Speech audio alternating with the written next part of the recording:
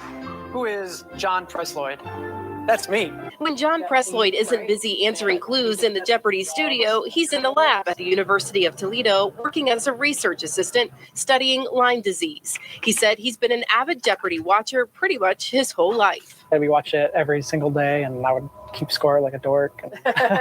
As soon as he turned 18, Presloyd says he began auditioning for the show.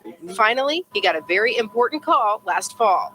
Oh, I lost my mind. I was actually at work. So I was at work. I was busy doing an experiment. Presloyd says as far as prep, he studied areas he wasn't fully comfortable with, like fine art.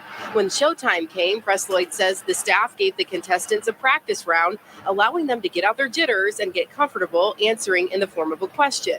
As far as working with Alex Trebek, he's really funny. So he doesn't come until right when taping starts, basically. So you're dealing with production, and then he comes on stage, and everyone just kind of gets quiet because it's Alex. It's Alex. Presloyd says he's excited to recall the experience he says went by so fast. Going on Jeopardy was a moon dream.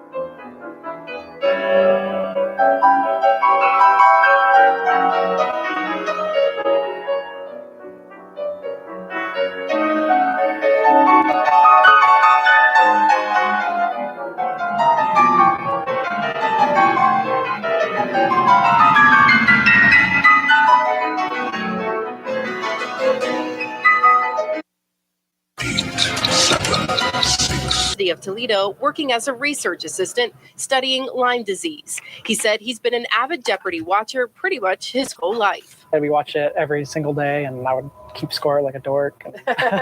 As soon as he turned 18, Presloyd says he began auditioning for the show. Finally, he got a very important call last fall. Oh, I lost my mind. I was actually at work. So I was at work. I was busy doing an experiment. Presloyd says as far as prep, he studied areas he wasn't fully comfortable with, like fine art. When showtime came, Presloyd says the staff gave the contestants a practice round, allowing them to get out their jitters and get comfortable answering in the form of a question. As far as working with Alex Trebek, he's really funny. So he doesn't come until right when taping starts, basically. So you're dealing with production, and then he comes on stage, and everyone just kind of gets quiet because it's Alex. It's Alex. Presloyd says he's excited to recall the experience he says went by so fast. Going on Jeopardy was a moon dream. So, I mean, just being able to set foot on stage felt like an accomplishment.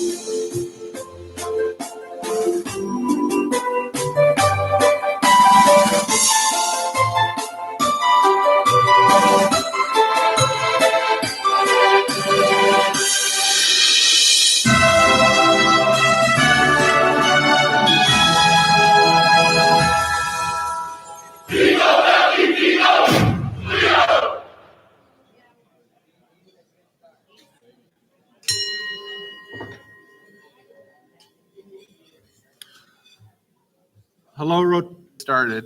I would like everyone to stand and stay standing while I make a few remarks, and then we'll have the prayer and the pledge. It's my very sad duty to announce the passing of Dick Anderson. Dick has been a giant in this community, the business community, the philanthropic community. Prayers go out to the family and friends. I'm sure we'll have more later on this great man. If you would give me a moment of silence, please.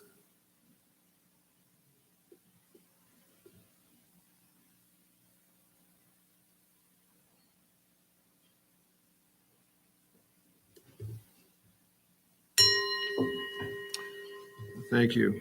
We will.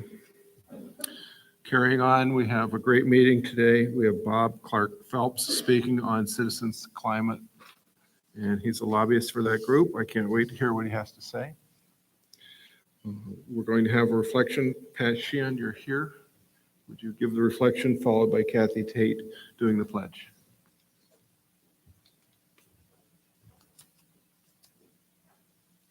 Let's bow our heads and pray, please. Dear God, we come to you today offering thanks for our many blessings.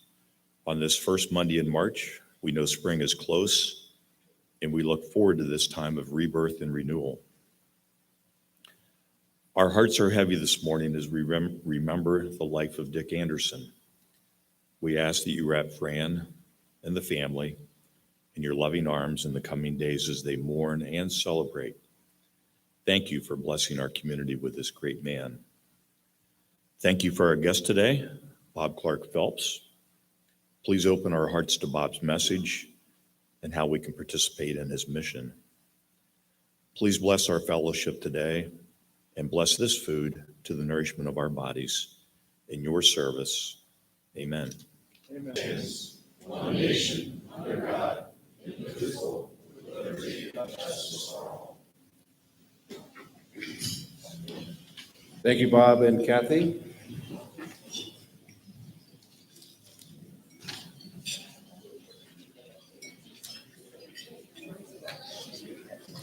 Our March meeting sponsor is Raymond, and I'd like to thank Brian Kennedy for that. Thank you very much.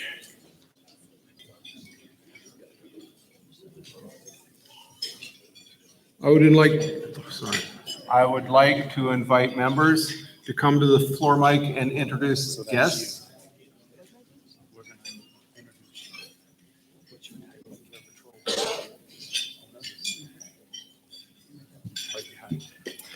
President Tim and fellow Rotarians, today I'm happy to have my good friend, Margaret Day, who does community outreach for Kingston and Sylvania. Welcome, Margaret. Bob Savage, are you here somewhere? Where are you? Would you come to the floor mic, please?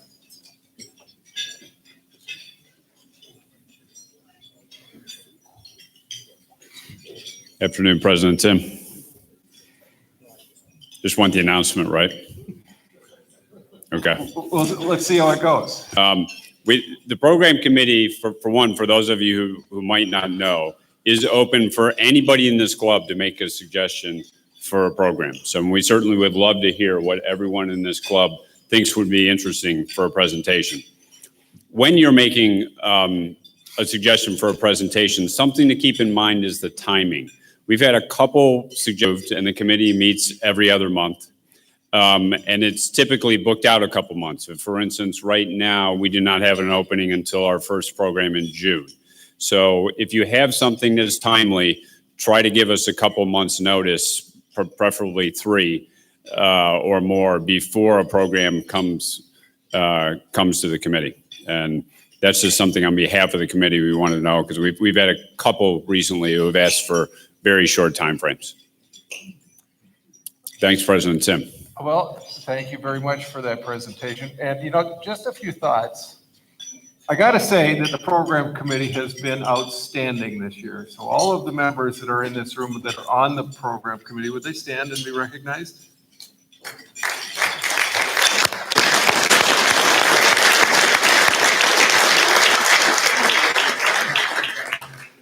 Bob, I got to say, you guys make me look good up. So thank you for what you're doing. And do you have any more questions? Is that why you sat down so fast? Oh, okay. Thank you, Bob. Is Shireen out there? Good, Shireen. I'm right here. I don't see you. Oh. Of course, I can't see anybody out here, so.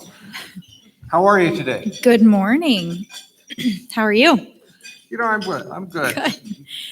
Today, I just want to talk about the power of one again, and just to also wanted to remind everybody that if you do bring a member in, if you're a confirmed Rotary member and you've brought a new member in, you're in a drawing, and that drawing will allow you to have free lunch for a year. That's a lot of savings. You don't ever have to pay for a whole year, no $15. It should be a good incentive to just bring one member. You'll be put in a bowl, and then we'll pick the name out at the end, the last meeting of the year. That is in June. That's it. So, yeah. Okay, thank you very much. How are we doing on the membership drive this year? We're doing great. We have 20 new members confirmed, which is fantastic. And on Can you go back to that list? that list is the members, the Rotary members that have already brought in one new member this year, one or more. So thank you guys very much, all of those Rotarians. Shireen, thank you for all you're doing for this club.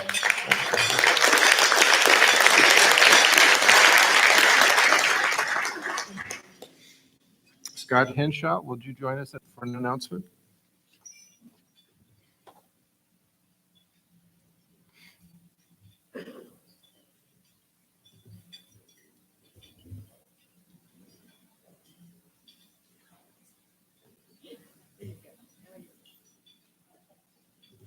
Get better.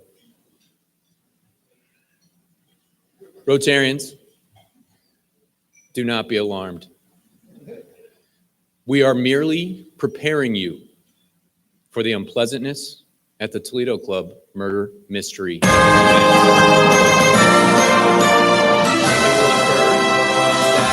April 4th from 3 to 6 p.m. Hors d'oeuvres will be served if you can stomach them. A cash bar will be available to calm your nerves. The cost will be $20 per person, and you can sign up as an individual or as a team along with your friends through a link in the spoke. If you want to participate in a role, participate in solving it, please contact me or Maria White. We look forward to seeing you there. Thank you.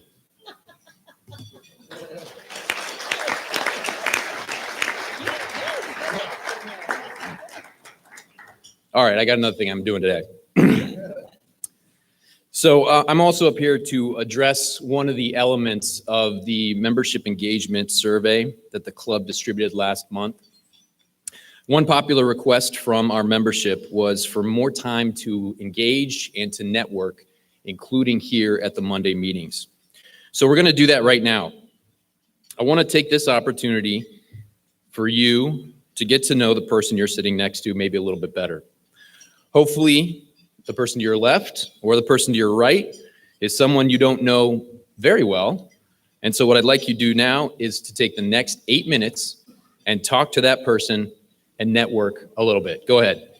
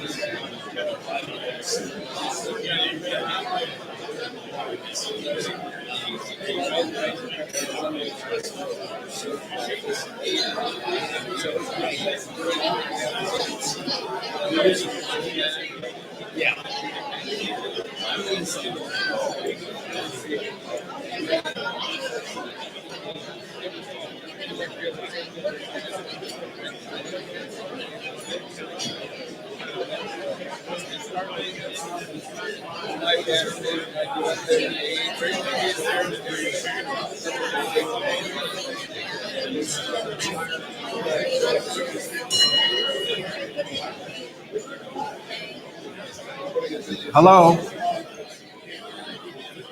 Should I do this again?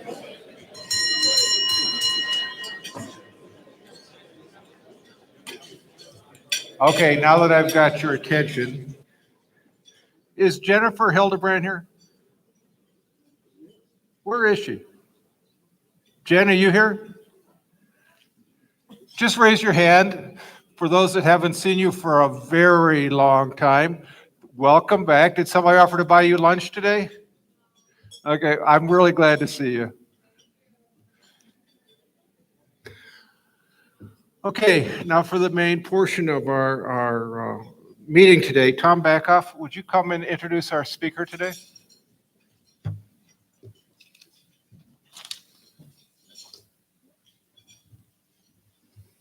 Thank you, President Tim. Good afternoon, everyone.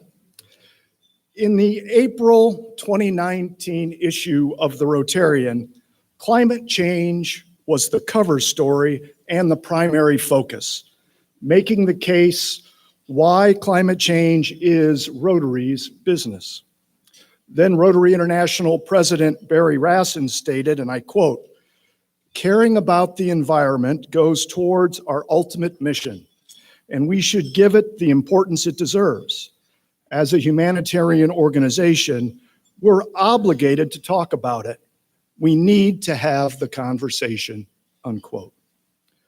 One of the solutions that was highlighted in the magazine is the work being done by the Citizens Climate Lobby, a nonprofit, nonpartisan, grassroots volunteer organization that advocates for the Energy Innovation and Climate Dividend Act. Citizens Climate Lobby, or CCL, was founded in 2007 by a longtime Rotarian, Marshall Saunders. Since 2007, CCL has grown to 547 chapters worldwide, including a chapter in Northwest Ohio. Our speaker today, Bob Clark-Phelps, is the group leader of the Perrysburg, Toledo chapter of CCL. Now, Tim either promoted Bob or demoted him, calling him a lobbyist, I'm not sure. Bob isn't a lobbyist. He doesn't get paid to lobby, but he is quite the advocate. Bob works for First Solar as process development manager and holds a PhD in physics from the University of California, Berkeley.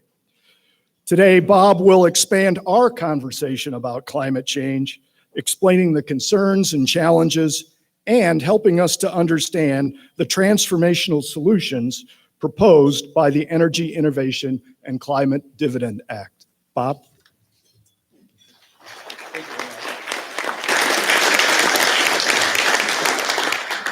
Okay, I guess I'm not your grandfather's lobbyist, but thank you, Tom, for that introduction.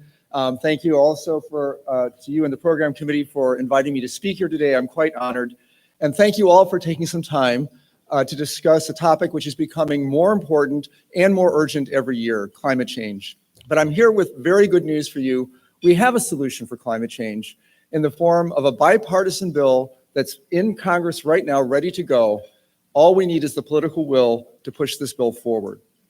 So I'm going to start with a lesson from grade school. Everything that's important to know, we learned in grade school, right? And when I was growing up in a suburb of Chicago, I lived about 1.5 miles from my church and school. And most days I would take the bus, but when I was feeling adventurous, I liked to walk home. Now, I don't know how many youngsters there are out there, but there was no GPS, okay? There was no cell phone. The technology I had was a map in the yellow pages of our phone book. And from that, I made a little diagram for myself, just copying down only the streets that I needed to get from school home, right? And so I would snake my way around, but once in a while, of course, I'd make a wrong turn. And what did I learn? Well, all of a sudden I realized the street corners I'm looking at aren't on my map. What am I supposed to do? Well, the lesson we have from this is that a map keeps us safe and shows us that we're on the right path. And when you realize you're off your map, you need to go back. Well, here's our map for climate change. What you're looking at, and I know the graph's kind of small, I apologize for that, but this is a plot of carbon dioxide concentration in the atmosphere over the last 800,000 years. And what you see is cycles going up and going down. Those are the ice ages that we're all familiar with. And that's natural. But what you see is that the highest that level reaches is 300 parts per million. And where we are today, now literally we are in uncharted territory, right? Human society has never lived in a climate that we're in right now and that we're heading toward. So we have to go back. How do we do that? Well, before we talk about technical details, let's remember this is not just a scientific discussion or a policy discussion. This is really fundamentally a discussion about values. And Rotary values align very well with the values that we need to bring to solve this problem. First, we ask, is it the truth? Well, the scientific consensus that we're causing dangerous warming is nearly unanimous, and that comes from burning fossil fuels. Is it fair to all concerned? Well, one of the things that motivates me is that millions of people who did nothing to cause this crisis will suffer the brunt of it and suffer the most. So certainly, it is fair for us now to look at how we can resolve this issue. Will it build goodwill and better friendships? Well, actually, yes. We're going to need to bring together a huge coalition of people from all different backgrounds in order to solve this problem. There's nothing that I can imagine better than this for breeding goodwill in our country right now. Will it be beneficial to all concerned? Well, everyone needs a stable climate for food, shelter, water, all of these things, right? Most of the energy we get comes here from the sun in the form of sunlight. It's absorbed by the earth, warms the earth. The earth then starts to radiate that out as heat or infrared back out to space. But there are gases in our atmosphere called greenhouse gases, primarily carbon dioxide and water vapor, which trap that heat. They absorb some of the infrared and they re-radiate it back to the surface of the earth. And this is all a natural balance that keeps the earth at a stable temperature that sustains life. But what we've done now since the Industrial Revolution is alter that balance and throw it out of whack. We've put so much carbon dioxide up in the atmosphere that we're trapping too much heat. This is global warming. We're overheating our planet, our home. One of the most easy ways to see this is to take a look at these NASA pictures of the ice cover of the Arctic Ocean. And what you see there in 1984 ready to break up. So within my lifetime, we have lost 70% of the volume at the North Pole of the ice on the ocean there. Now, is this just a problem for polar bears or do we care? Well, it turns out we're all connected. So this ice loss is heating the entire planet even more than it otherwise would have been heated. because ocean water absorbs twice as much sunlight as ice. And so this effect now has essentially added as much warming as 6 years of human emissions. So what we are doing there is we're setting off dominoes that we are not going to be able to control. So prudence would suggest what we need to do. In the Midwest, we have 40% more heavy downpours now than we had in 1958. And what's happening as a result of this? Well, one consequence is urban flooding. Because a study showed, for example, in Illinois in 2015, that 90% of the flood claims from urban flooding were not in mapped floodplains. So you get these heavy downpours, you have old storm sewer systems that weren't built for that kind of rain, and all of a sudden your basement is backing up. Now, there are other factors. I mean, urbanization, sprawl, paving over land, that plays a role. But these heavy downpours from climate change are certainly a big part of the problem. Other issues related to precipitation. I know you've been speaking here in the club a lot about Lake Erie. It's an issue dear to all of our hearts. So we know the primary cause is runoff of fertilizer from farm fields. But climbing runoff, plus you have higher water temperature, which also breeds bacteria. And both of these factors are increasing the algal blooms. So you can see from the picture here in 2005, there was a dry spring, not a very heavy algal bloom there. But in 2011, a very wet spring, and you have a major bloom. So climate change, we can say, is a threat multiplier, just as the Pentagon describes it. It's taking existing dangers that we have and it's amplifying them. Another issue related to precipitation, many of you, I'm sure, remember last spring, okay? It just would not stop raining. Now, if you're a homeowner, maybe that meant you couldn't mow your lawn and it was kind of an inconvenience. I know it was for me. But if you're a farmer, it's more than an inconvenience. So if we look back at this diagram again, we can see that we were almost in a bullseye here in Toledo. Very heavy precipitation hit us and some other areas. And 40% of the farm fields in Wood County, 40% could not be planted last year. And it's not just a fluke. It turns out that we've lost, on average, 5 days of field work in the spring and 5 days of field work in the fall just since 1995. Why? Because the fields are too wet to work in. And if you zoom back out to the full view, you'll see there's a picture of Greg McGlinch, a farmer in Dare County, and he's just staring. Can we go to the full view of the slide again? He's just staring at a field that he's not able to work, okay? So again, there are other factors affecting farmers, but climate change is definitely making an impact. So what is it that we need to do?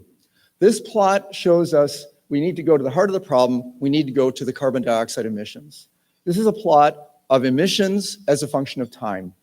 And you see the black dark line is the historical average. So this is where we've been, and there's an increase over time. Now, if governments had not done anything, we'd be along that grayish path going up toward 4 or even 5 degrees Celsius of warming, truly disastrous. Fortunately, governments have started to act, companies are starting to act, and we're starting to bend the curve a little bit. We're on sort of that bluish path there, which is saying what current policies are going to do. And you can see the emissions will peak in another couple decades and then start to gradually decrease. The problem is that is good, but not enough. That will get us to about 3 degrees C of warming, still far more than we can handle. Right now, we're only 1 degree C warmer than pre-industrial times. We don't want to go to 3.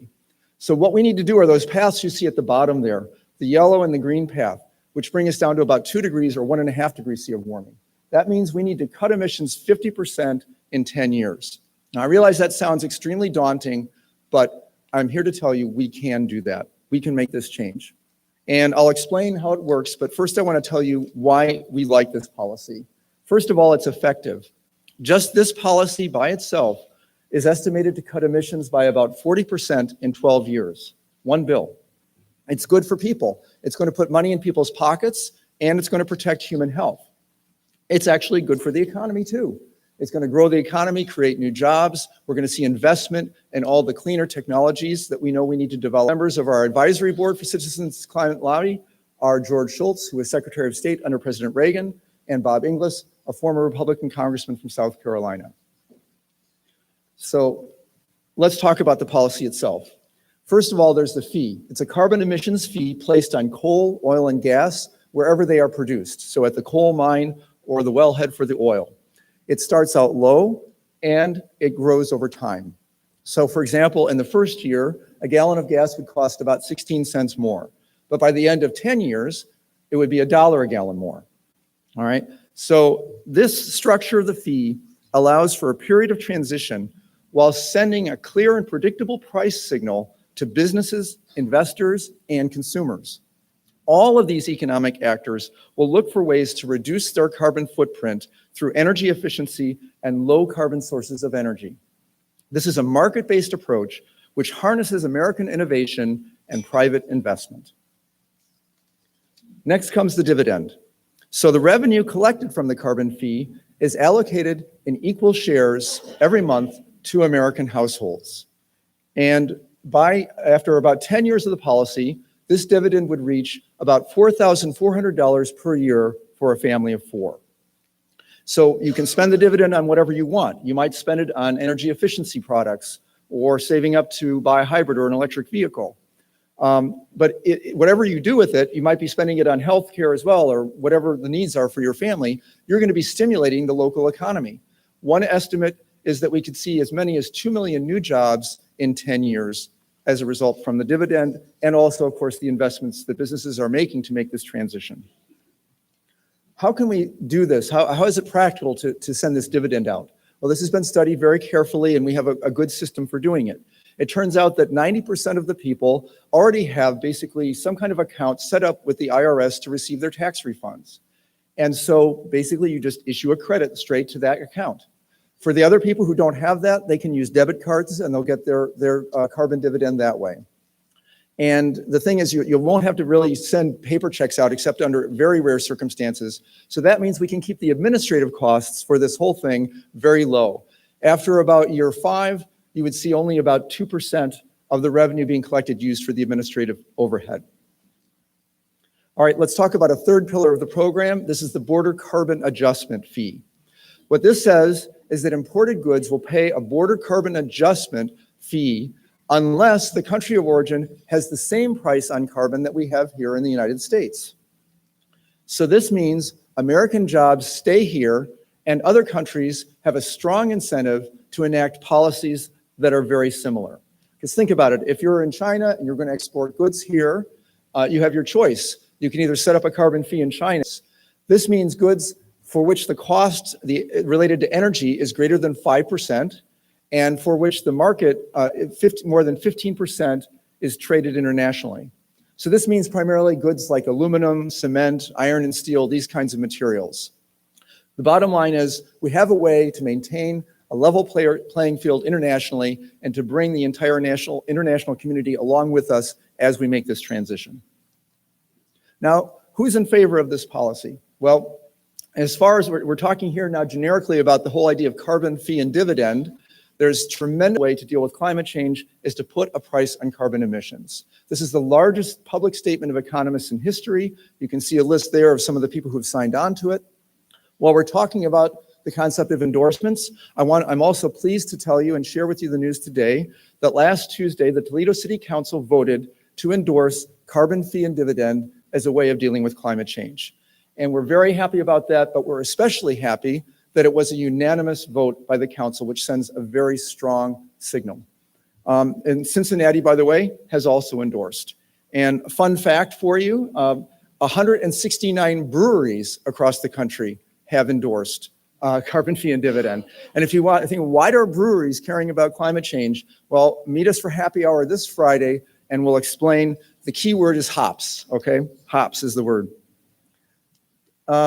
Moving on, I just want to say, let's get back on the path to security here.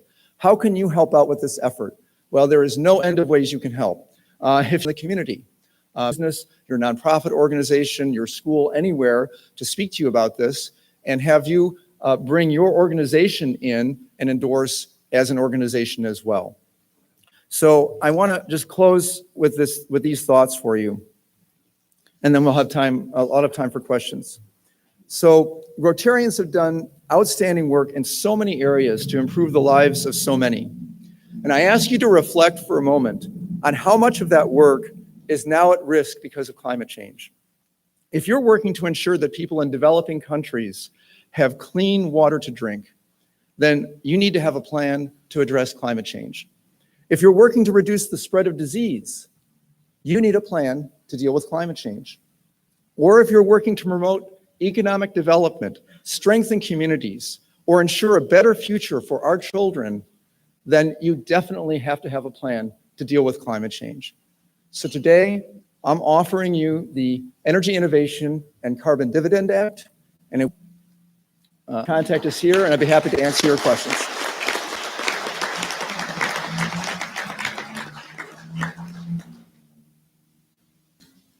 First of all, it was really a great talk. My question is, Europe has had a similar program over the past 10, 15 years. What's the success of our European countries in this effort? So the question is, what do we know about programs like carbon fee and dividend from what other countries have done? So here's what I can share that I know. The most cited example of a previous use of carbon fee and dividend was in British Columbia in Canada. So they've had one there for, I think, about 10, 15 years perhaps. And the results were that they found no problem in their economy. There was no downturn in the economy as a result of introducing the plan. And they were successful in bringing emissions down quite a bit. So that's one very good example that in British Columbia, they were able to enact this plan. I think you were specifically asking about Europe, is that correct? Yes. So in Europe, I'm not familiar with which countries have carbon fees there and at what levels. So I can't speak directly to Europe, but I know that British Columbia is often cited as a very positive example of how the plan can work. I understand the European Union has that. EU has a tax like that. So yeah, the European Union, I can't speak to that. There are a lot of programs going on in Europe, in individual countries as well as the EU. So I'm afraid I'm not able to specifically. You believe is likely to be the case. I'm just curious on how you came up with that likely to be the case scenario. Increase in ocean height, for example. What would it do to Florida?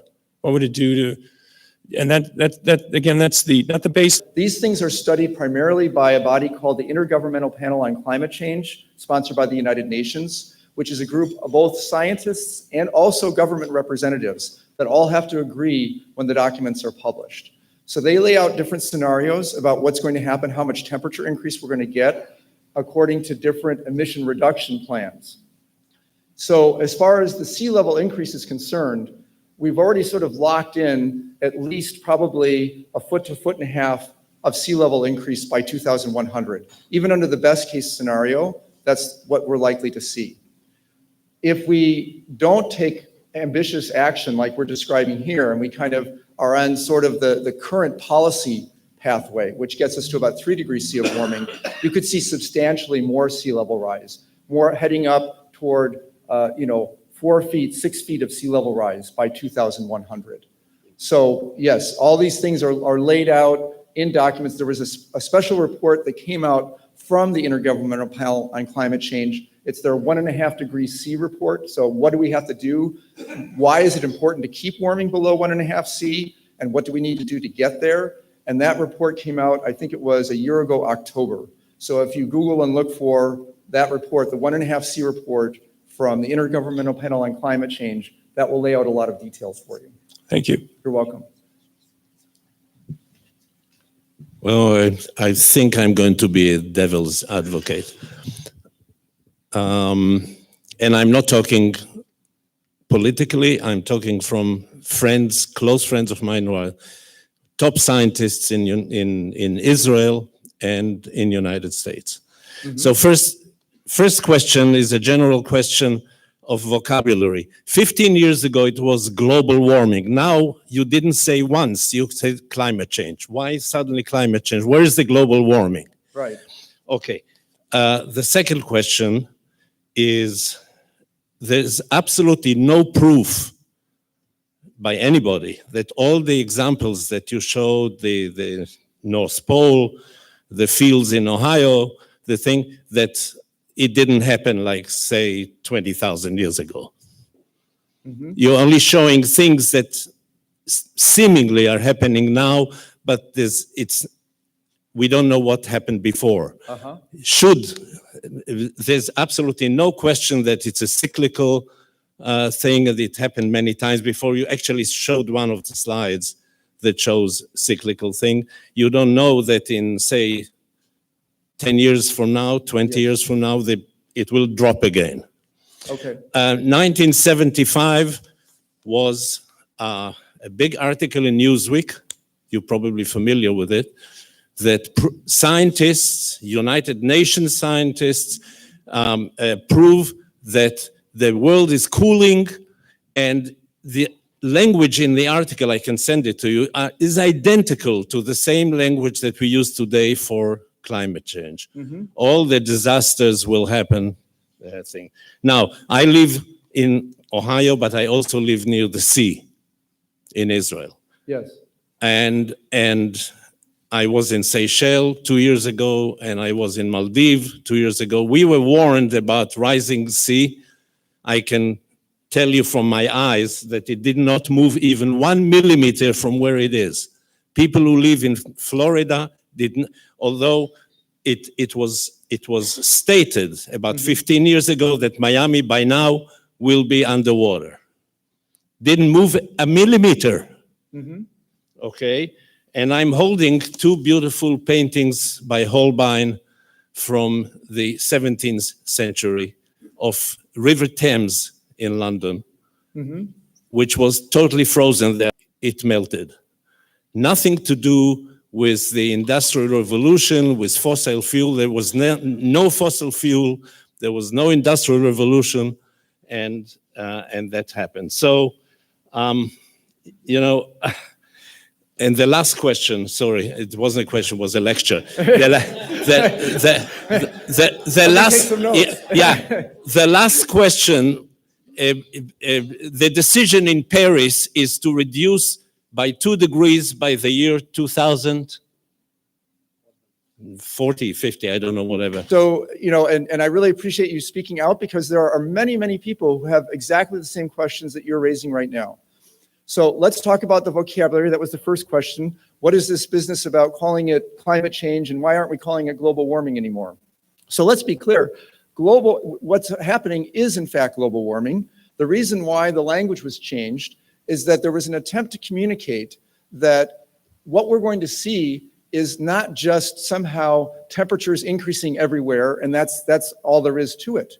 There are many complex effects going on, like the precipitation effect that I mentioned earlier, right?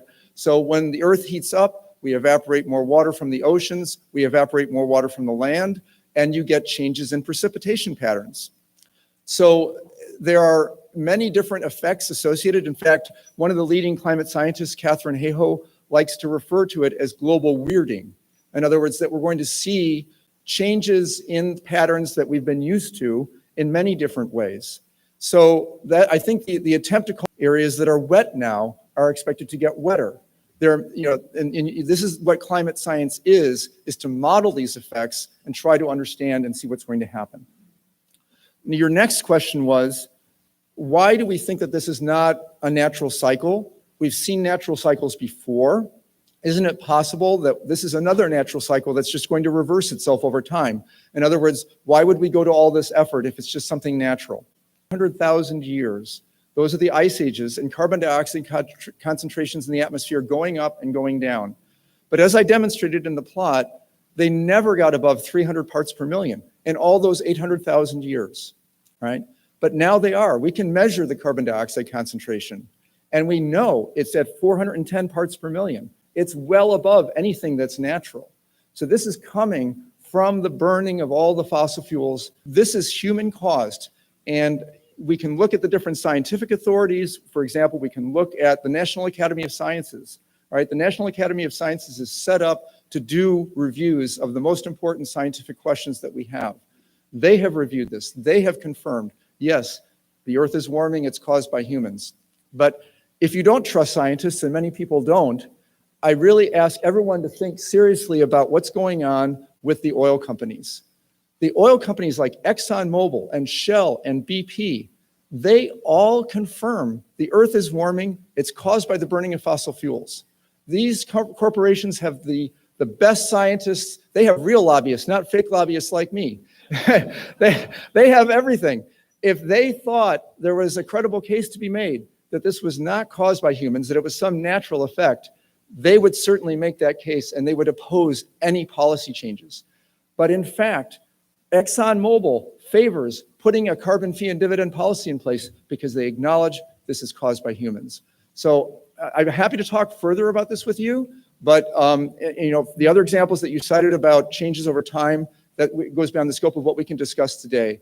But I think the overwhelming weight, not just of the science, but from business and industry, these voices are all telling us we need to act.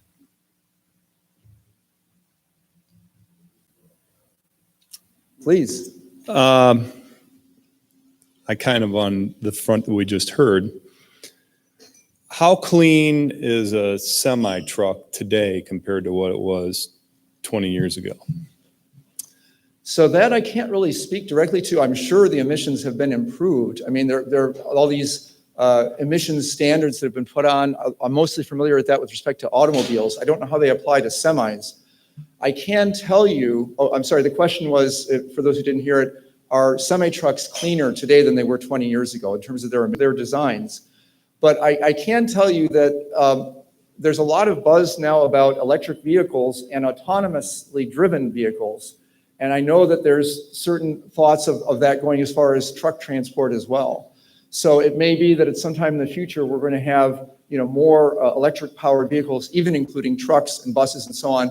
And then if you're generating the electricity to recharge those batteries with clean energy coming from low carbon sources like nuclear, solar, or wind, you can have transport without having the carbon emissions. Another option, of course, to make them cleaner is to generate biofuels. And people are doing research on that.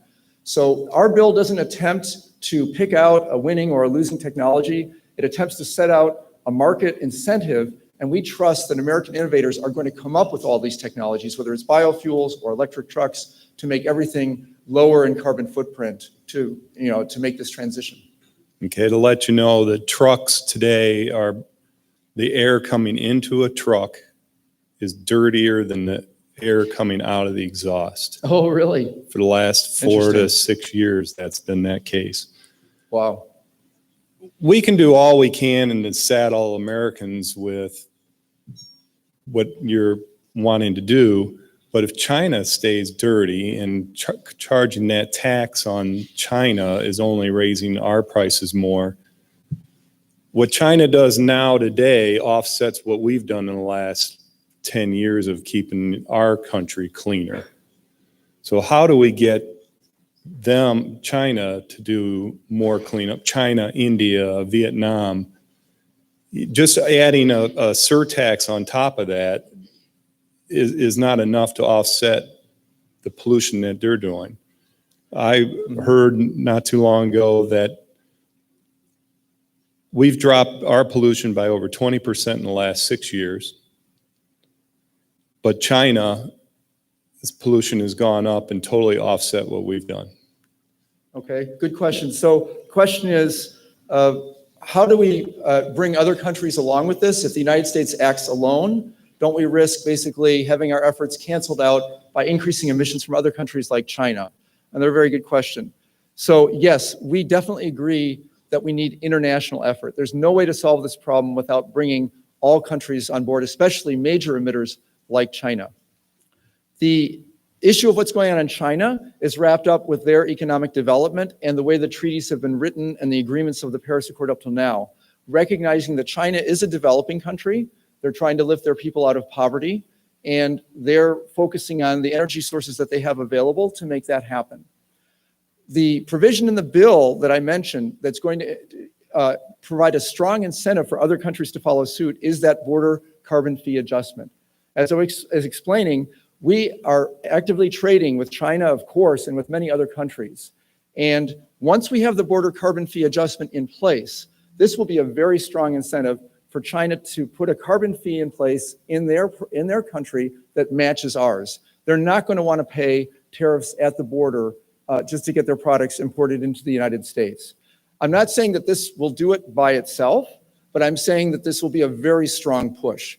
Obviously, there has to be negotiation as well and engagement of the United States with other major countries. We all have a huge stake in this, and we certainly all need to act together to bring our emissions down.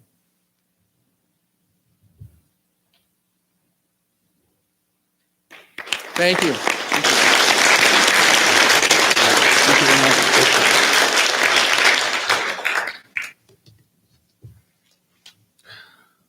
Thank you very much, Bob.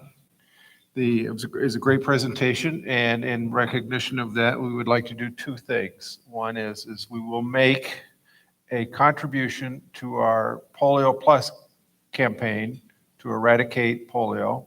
And thanks for your presentation today. And we have a book that is Historical Tales of Toledo. So thank you very much. Thank you. Wonderful. Thank you.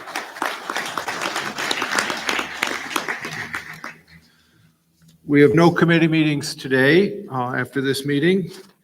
We have, next week, we've got Mike Beasley with the City of Oregon Development. That should be a good program. After Governor, he will be on the Fred Lefevre show tomorrow on WSPD at 7 o'clock. And that should be interesting to see where he wants to take the Rotary District this year. And with that, we are adjourned.